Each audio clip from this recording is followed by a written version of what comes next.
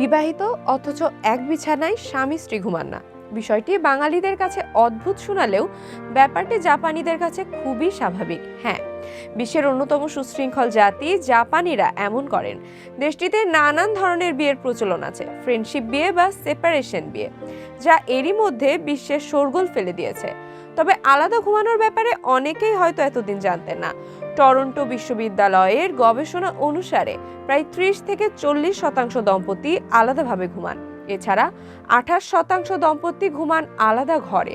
শত শত বছর ধরে জাপানে এমন নিয়ম চলে আসছে। হিয়ান যুগ অর্থাৎ 794 থেকে 1192 সালে তাতামি উদ্ভাবিত হয়েছিল এবং তারপর থেকে মেইজি বিপ্লব যখন বিছানা চালু করা হয়েছিল, ততক্ষণ পর্যন্ত ফুটনে ঘুমানো সাধারণ হয়ে ওঠে। তারপর থেকে জাপানে ফুটন ব্যবহার হয় ঘুমানোর জন্য। এই ফুটন হচ্ছে এক ধরনের বিছানা যা মাটিতে বিছানো থাকে। মূলত জাপানিরা বিশ্বাস করে পর্যাপ্ত ঘুম সবার সুস্বাস্থ্যের জন্য খুবই জরুরি।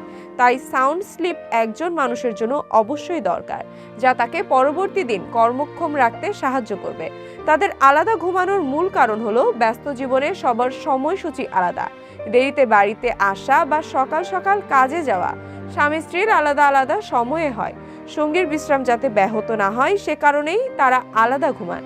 জাপানে এটি প্রথা বা শত শত বছর ধরে চলে আসা সংস্কৃতি হলে এটি কিন্তু ইউরোপেও বিদ্যমান ছিল। ইউরোপে 19 শতকের শেষ পর্যন্ত দম্পতিরা আলাদাভাবেও ঘুমাতেন এবং 20 শতকে একই বিছানায় ঘুমানো একটি আদর্শ শৈলীতে পরিণত হয়েছে।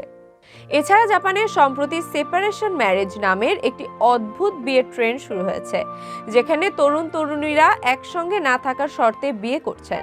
এই ধরনের বিয়ের ক্ষেত্রে স্বামী স্ত্রী আলাদাভাবেই বসবাস করেন এবং নিজেদের জীবনে কোনো ধরনের হস্তক্ষেপ না করার প্রতিশ্রুতি দেন। বিয়ের পর তারা সাপ্তাহিক ছুটির দিনগুলোতেই একসঙ্গে সময় কাটান, অন্য সময় নিজেদের স্বাধীনতা উপভোগ করেন।